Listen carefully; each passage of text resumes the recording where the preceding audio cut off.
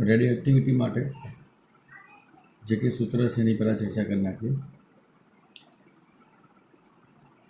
Radio activity दरमियान alpha beta और गेमा कणों बहार निकले।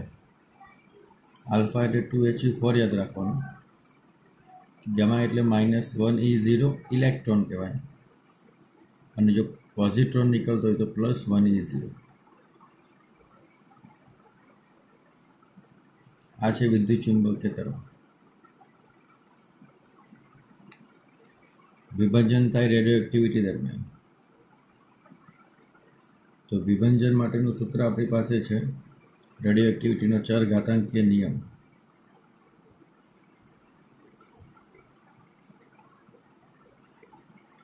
तो dN/n = -λT एक सूत्र आवुं छे।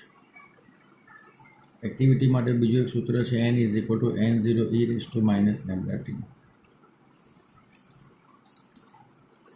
एक पॉइंट आ छे आपणी पासे I = I0 e⁻ λt અને દળ તરીકે લખીએ તો દળમાં ચેન્જ થાય આ રીતે। આ ચરઘાતાંકીય નિયમ છે।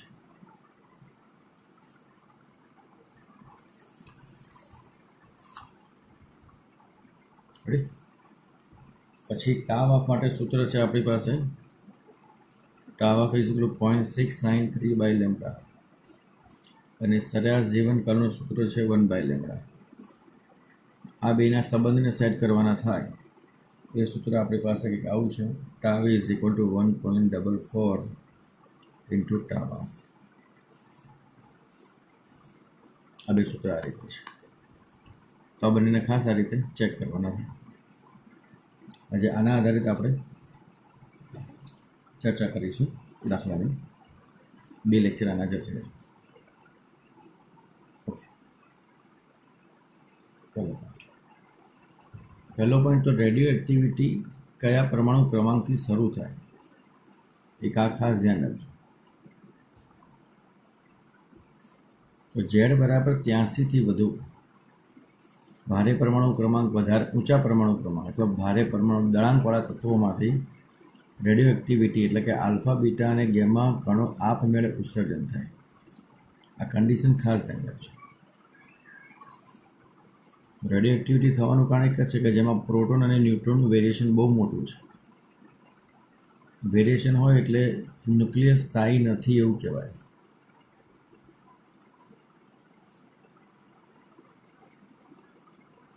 એટલે સ્થાયીમાંથી સ્થાયી થવા માટે આવી રીતે એક્ટિવિટી બહાર કાઢે છે। આવી રીતે મગજમારી થાય। ખાસ ધ્યાન। એમાં પહેલો પોઈન્ટ છે તમારી પાસે કોઈ તત્વ છે 92235 એમાંથી 88 Y219 બહાર નીકળે છે। તેમાં આપણે આલ્ફા અને બીટા કણોની સંખ્યા સેટ કરવાની છે। આલ્ફા અને બીટા કણોની સંખ્યા શોધો। તો આલ્ફા અને બીટા કણોની સંખ્યા શોધવા માટે આલ્ફા એટલે 2He4 અને બીટા એટલે -1E0। અરે આપણે સંખ્યા શોધવી છે તો આને x તરીકે ધારી લો અને y તરીકે ધારી લો સંખ્યા। આ રીતે ધારણા કરો અને સાદરૂપ આપો તો બધાનો પરમાણુ ક્રમાંક સરખાવવાનો અને બધાનો પરમાણુ ભારાંક સરખાવવાનો। તો પહેલા પરમાણુ દળાંક સરખાવતા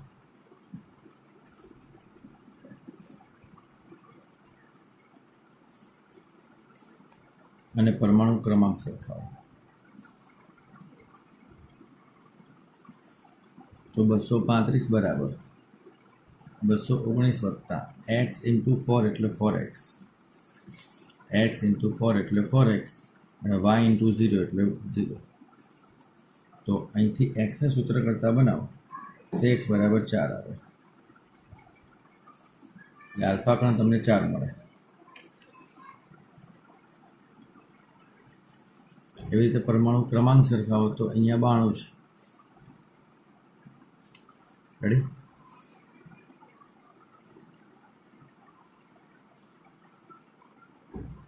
બરાબર 88 વત્તા 2x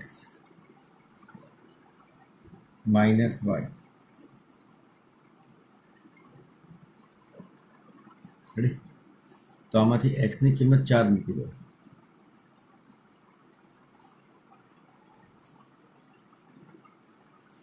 તો વાયને સૂત્ર કરતાં બનાવો તો વાય બરાબર આપણને મળે છે, સાદરૂપ આપીને ચેક કરો એટલે વાયની કિંમતે 4 મળે છે.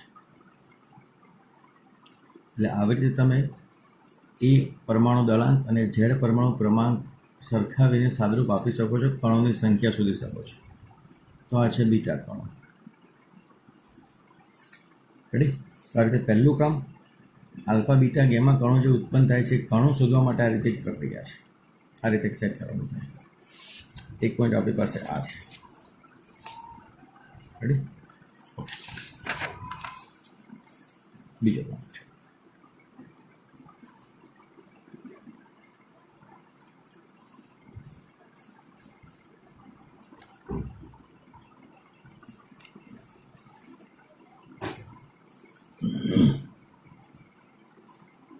બીજા પોઈન્ટમાં એક પ્રક્રિયા છે આપણી પાસે.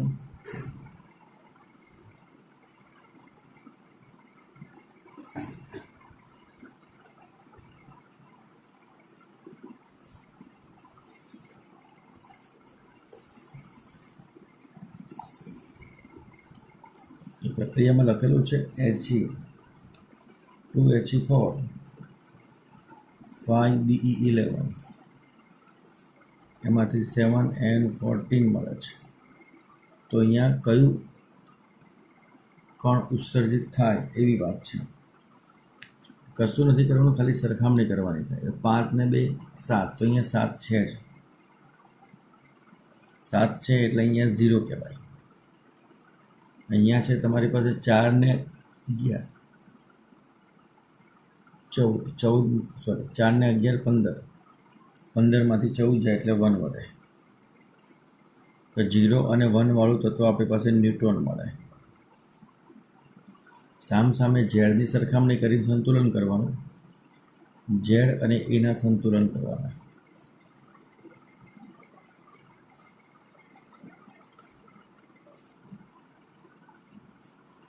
ઝેડ અને એના સંતુલન કરવાના થાય, ભૂલાય નહીં.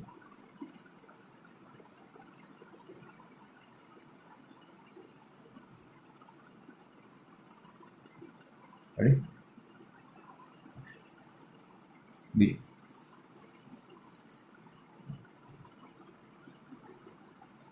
એક શોર્ટકટ છે કે કોઈ તત્વ આપણી પાસે એક્સ ઓફ ઝેડ એ છે, એમાંથી x of Z A dash મળે છે. તેમાં આલ્ફા અને બીટા કણોની સંખ્યા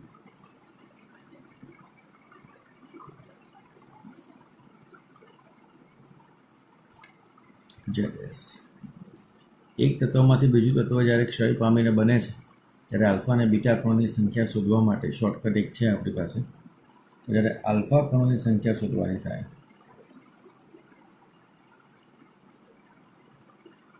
તો એને આપણે આ રીતે યાદ રાખવાનું, E minus A dash by 4, એટલે આ માઇનસ આ બાય 4. બીટા કણોની સંખ્યા શોધવાની હોય તો એને Z dash minus Z plus A minus A dash by 4. આ બીટા કણોની સંખ્યા આ રીતે મળે. આ શોર્ટકટ સૂત્ર ખાસ ધ્યાન રાખજો. ડાયરેક્ટ સમીકરણનું સંતુલન કર્યા વગર જવાબ મળી શકે છે, તેને તમારી રીતે સોલ્વ કરવાના થાય.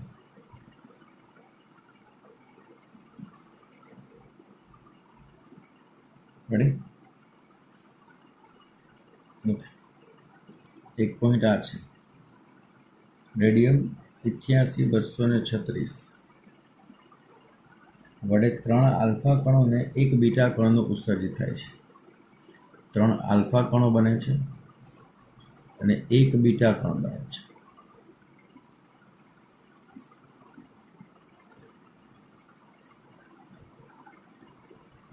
તો બનતું નવું તત્વ ખાલી જગ્યા.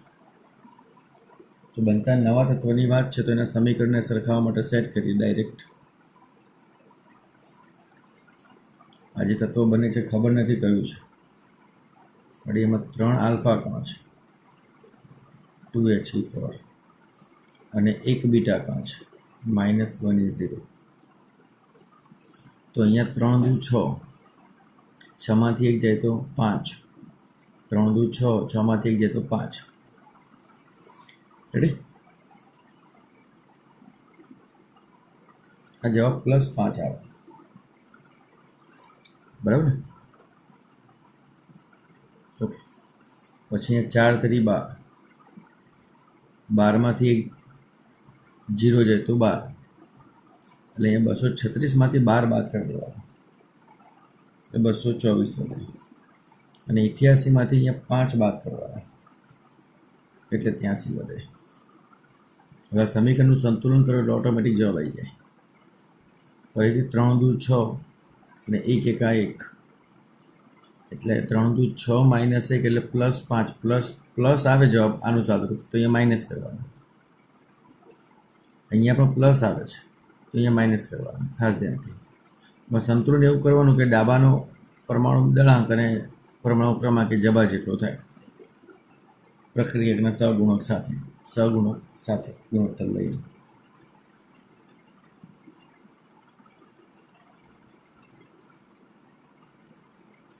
રેડી? એક ન્યુક્લિયસ છે જેનો પરમાણુ ક્રમાંક 92 છે. એમાંથી alpha, beta -1, beta -1, alpha, beta -1, beta -1, alpha, beta +1 અને આલ્ફા, આટલા કણો ઉત્પન્ન થાય છે. તો નવું બનતું તત્વ કયું? પહેલો પોઈન્ટ તો Z બરાબર 92 છે આપણી પાસે. રેડી? તો આલ્ફા એટલે 2He4 અને બીટા માઇનસ એટલે -1E0.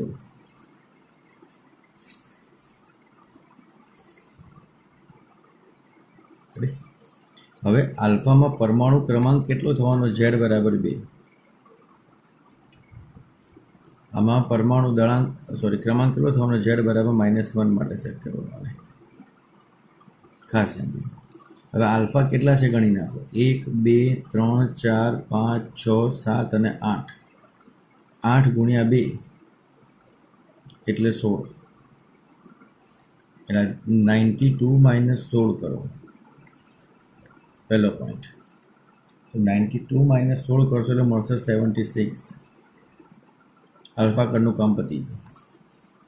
હવે બીટા કેટલા છે? 1, 2, 3, 4, તો ગુણ્યા 4 કરો તો -4. -4 છે એટલે આમાં પ્લસ કરો, એટલે કેટલા મળે? 76 + 4 એટલે 80.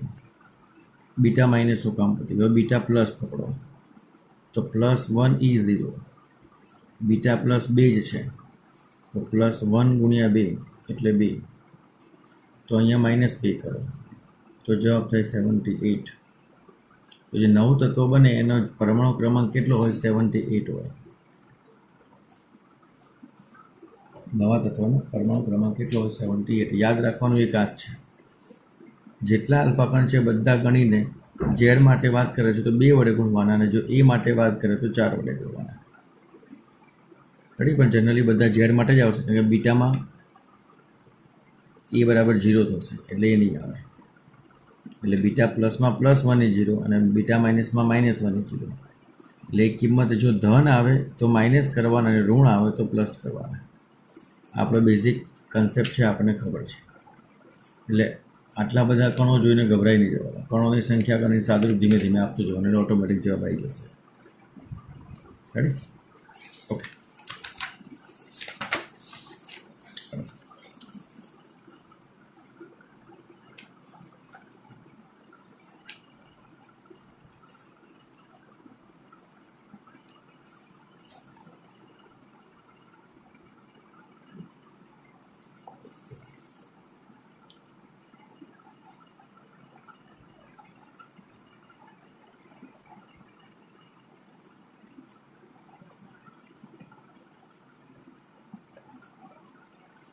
એક્સ ઓફ ઝેડ એ, એમાંથી પહેલું તત્વ બને છે ઝેડ પ્લસ 1 x1 તત્વ બને છે એ એઝ ઇટ ઇઝ. બીજું બને છે x2 ઝેડ માઇનસ 1 એ માઇનસ 4. ત્રીજું બને છે x3 ઝેડ અને એ માઇનસ 4. તો આમાંથી કયા કયા કણો ઉત્સર્જિત થાય? આમાંથી કયું કણ ઉત્સર્જિત થાય, આમાંથી કયું કણ ઉત્સર્જિત થાય, અને આ પ્રક્રિયા દરમિયાન કયું કણ ઉત્સર્જિત થાય આપણે શોધવાનું છે. તો પહેલું તો પરમાણુ દળાંકમાં કોઈ ફેર નહીં, ને પરમાણુ ક્રમાંકમાં એકનો વધારો એટલે ઇલેક્ટ્રોન માઇનસ ઉત્પન્ન થાય, એટલે બીટા માઇનસ ઉત્પન્ન થાય, પહેલો પોઈન્ટ. પછી અહીંયા 4 દેખાય છે, 4નું વેરિએશન છે. 4ના વેરિએશનમાં 2He4 જ હોય, એટલે અહીંયા આલ્ફા ઉત્પન્ન થાય.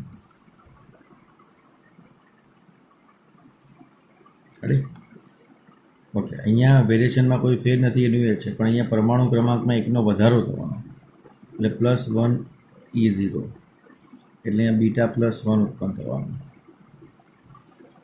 એટલે ઉત્સર્જિત કણો જે છે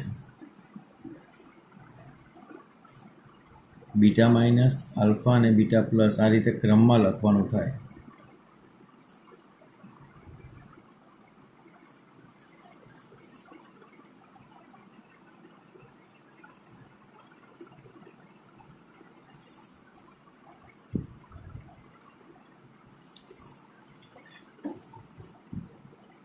બીજો પોઈન્ટ એના કરતાં ઊંધું આપેલું હોય. x1 તત્વ આવે એના માટે આલ્ફા છે, x2 તત્વ મળે એના માટે બીટા -1 છે, x3 તત્વ મળે એના માટે પણ બીટા -1 છે. તો આના પરમાણુ દળાંક પરમાણુ ક્રમાંકમાં શું ચેન્જ છે આપણે શોધવાનું છે. એટલે x1માં આલ્ફા છે એટલે 2He4, 2He4 એટલે પરમાણુ ક્રમાંકમાં 2નો ઘટાડો. રેડી? અને પરમાણુ દળાંકમાં 4નો ઘટાડો, તે -4.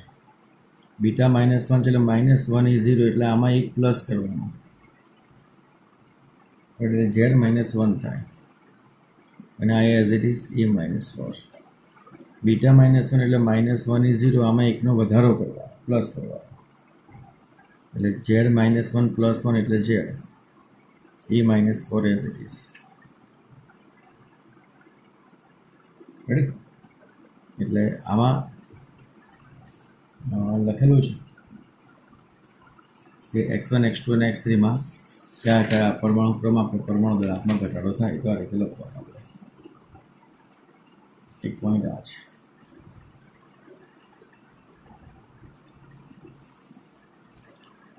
બીજો પોઈન્ટ આપણો આ રીતે છે, એક્સમાંથી x1 બને આલ્ફા હોય ત્યારે, એક્સમાંથી x2 બને બીટા માઇનસ હોય ત્યારે, x3 બને આલ્ફા હોય ત્યારે, અને x4 બને ગેમા હોય ત્યારે. એક્સમાંથી x1 એટલે આલ્ફા, આલ્ફા એટલે 2He4, એટલે ઝેડ -2. નાના પરમાણુ ક્રમાંકને પરમાણુ દળાંક આપેલા છે, આ 72 છે અને આ 180 છે. તો આના પરમાણુ ક્રમાંકમાં 2નો ઘટાડો એટલે 70 થાય. પરમાણુ દળાંકમાં 4નો ઘટાડો એટલે 176. બીટા -1 એટલે -1E0, દળાંકમાં કોઈ ચેન્જ નહીં કરવાનો, આમાં એકનો વધારો એટલે 71 થાય. આલ્ફા એટલે 2He4, આમાં 2નો ઘટાડો એટલે 69 થાય, આમાં 4નો ઘટાડો એટલે 172 થાય. ગેમા એ વિકિરણ છે એટલે એમાં કશો ચેન્જ ન થાય, આ તો એનું એ રહ્યું. ગેમામાં કોઈ ચેન્જ કરવાનો નહીં. રેડી? આ રીતે ખાસ તત્વને અનુલક્ષીને પણ આ રીતે ગોઠવણ કરેલી હોય, આખી ચેન આપેલી હોય તો આ રીતે લખવાનું થાય. ચેન બ્રેક નહીં કરવાનું, અને લાઈન ટુ લાઈન જે પ્રમાણે શોધવાની વાત હોય એ પ્રમાણે શોધી કાઢવાનું. બીજું કોઈ નવીનતા છે નહીં આવે. ઓકે,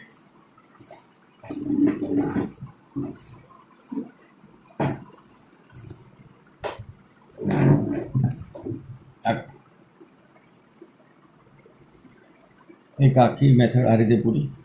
બીજી મેથડમાં વિભાજન દરમિયાન ન્યુક્લિયસની સંખ્યા અને અવિભાજિત ન્યુક્લિયસની સંખ્યાને સેટ કરીને સાદુરૂપ આપવાના દાખલા છે. એને જરા આપણે ચેક કરીએ છીએ. રેડી? ઓકે, લખેલું છે પહેલો પોઈન્ટ,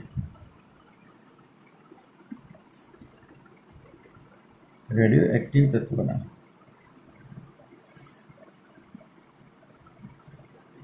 સરેરાશ જીવનકાળ જેટલા સમયમાં મૂળ તત્વના કેટલા ટકા અવિભાજિત ભાગ રહ્યા હશે.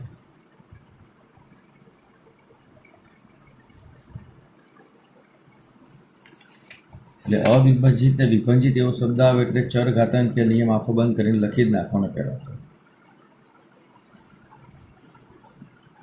માં જે સમય છે એ સરેરાશ જીવનકાળ જેટલો છે, ટાવ જેટલો છે. તો n/n0 is equal to e⁻ tau. અને lambda tau, lambda as it is tau એટલે 1/λ એવું સૂત્ર છે આપણી પાસે. લેમડા ગયા એટલે e⁻1 થાય, અને e⁻1 એટલે 1/e થાય.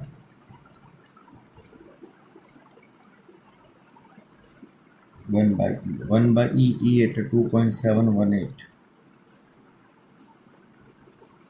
રેડી? ઓકે, આનું સાદુરૂપ આપણે ટકાવારી સેટ કરવી છે તો ગુણાકાર 100 કરતો. તો આનું સાદુરૂપ આપણે ગુણાકાર 100 કરીએ તો 36.78% થાય.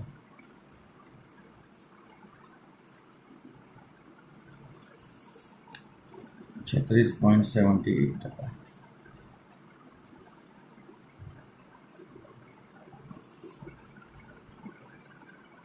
રેડી? ઓકે,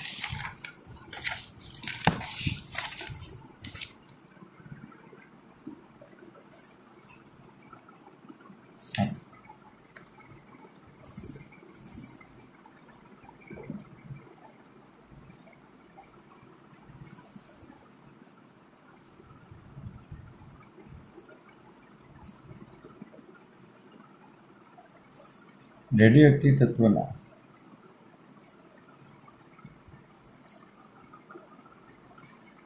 સરેરાશ જીવનકાળના અંતે મૂળ તત્વના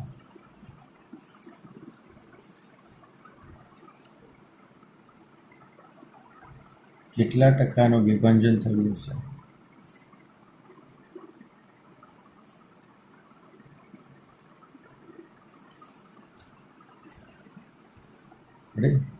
તો n/n0 -λ t છે.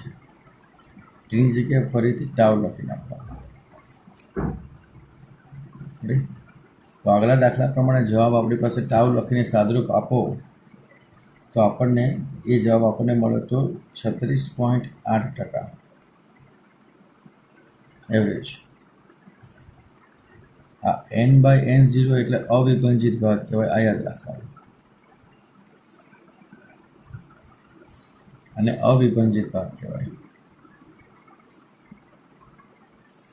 અને વિભાજિત ભાગ સેટ કરવો હોય તો એને 100%માંથી બાદ કરો.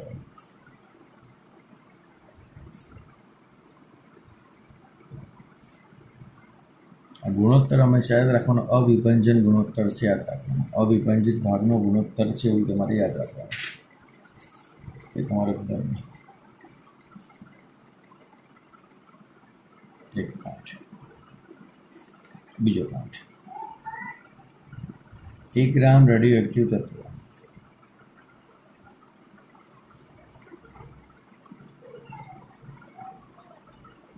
2 દિવસને અંતે 1/3 ગ્રામ થાય છે.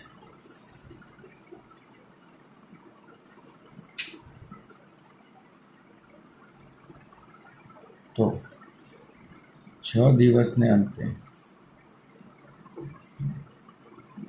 કેટલું દળ બાકી રહેશે? 6 દિવસને અંતે બાકી રહેતું દળ શોધવાનું છે. તો બે ભાગ પાડો. દળ માટે સૂત્ર લખ્યું તો આપણે m = m0 e raised to minus lambda t.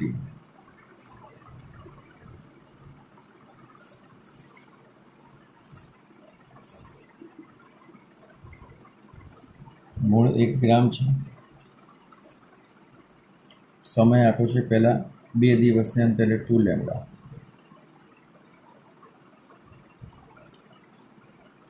1 ગ્રામ 1/3 બાકી રહે છે. રેડી? તો આનો જવાબ આ રીતે મળશે. 3 = e raised to 2 લેમ્બડા, કેમ કે e raised to -2 લેમ્બડા જે છેદમાં આપશો e raised to +2 લેમ્બડા, બંનેને ઉલટાઈ દેશો એટલે 3 = e raised to 2 લેમ્બડા. અહીંયા 6 દિવસને અંતે કેટલું દળ બાકી રહેશે એ આપણે શોધવાનું છે. તો આ એમ આપણે મેળવવાનો છે. 6 દિવસને અંતે વાત છે એટલે 6 લેમ્બડા. તો m = 1/e raised to 6 lambda. 1/e raised to 6 lambda એટલે e raised to 2 લેમ્બડાનો ઘન થાય. 3 દૂ 6. e raised to 2 લેમ્બડા બરાબર તો 3 આપેલા છે આપણને અહીંયા. તો 1/3 ક્યુબ થાય. તો 1/27 ગ્રામ થાય. 6 દિવસને અંતે કેટલું દળ બાકી રહેશે?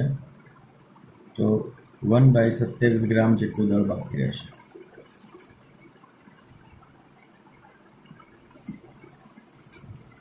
રેડી? ચલો.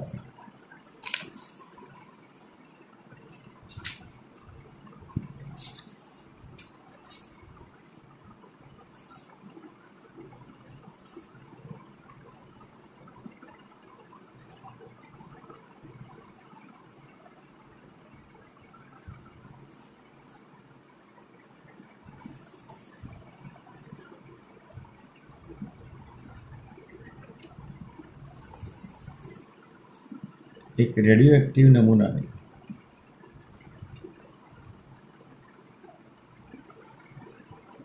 T1 સમયે એક્ટિવિટી R1 છે અને T2 સમયે એક્ટિવિટી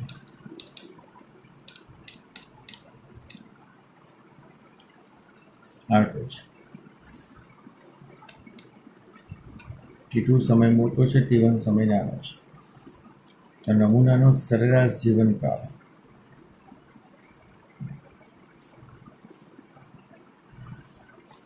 ખરેખર એક્ટિવિટી માટે R અથવા I નું સૂત્ર છે. R અથવા I નું સૂત્ર આ રીતે લખી શકાય. સેમ કોપી લેમ્બડા ટી પરથી. R ચલે છે e raised to lambda T.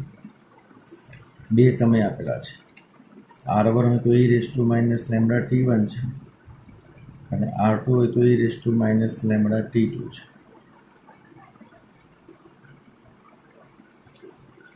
એક અને બે. R2/R1 કરો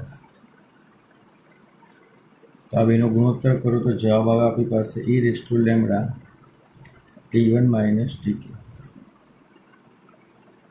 ચલન દૂર કરો એટલે આ બાજુ ln થાય અને ln ન કરો તો આને એક્સપોનેન્શિયલ તરીકે લખી શકાય. રકમમાં exp તરીકે જવાબ આપેલો છે તો આ રીતે લખો.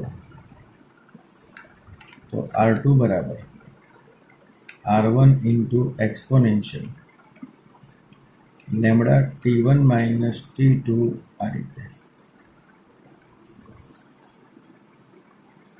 એક્સપોનેન્શિયલ ફંક્શન તરીકે આ રીતે સેટ કરી શકાય. અમે તો એક પોઈન્ટ ખાસ ધ્યાન રાખવાનો છે. ઓકે.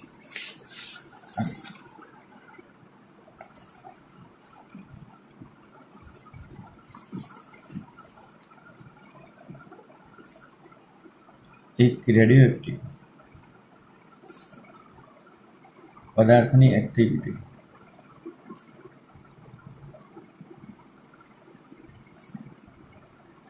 30 વર્ષમાં મૂળ એક્ટિવિટીના 1/16 ભાગની થાય છે. તો ક્ષય નિયતાંક ખાલી જગ્યા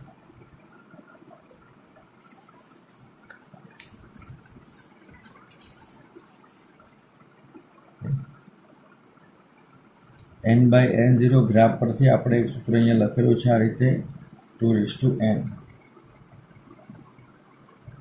30 વર્ષમાં કેટલી થાય છે? 1/16 ભાગની 1/2:n તરીકે સરખાવો તો 16 એટલે એને 2/4 તરીકે લખી શકાય. તો n = 4 થાય અને n એટલે આપેલો સમય ભાગ્યા અર્ધાયુ સમય.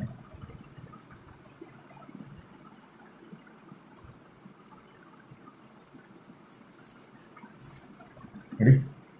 તો 4 × આપેલો સમય 30 વર્ષ છે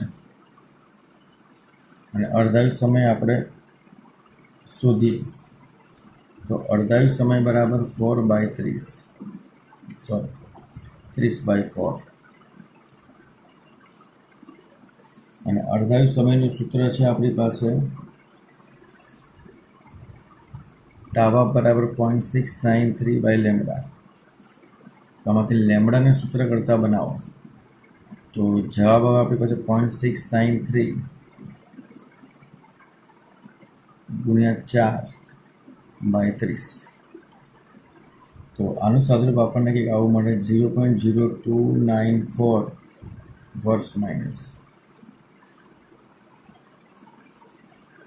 એક પોઈન્ટ આ રીતે છે.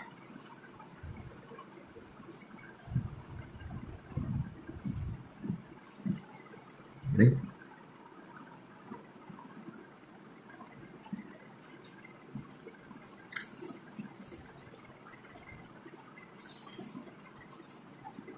Okay. ચલો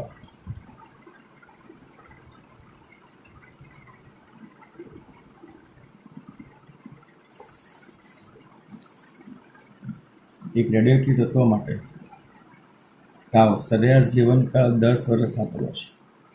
તો અર્ધાયુ સમય ખાલી જગ્યા.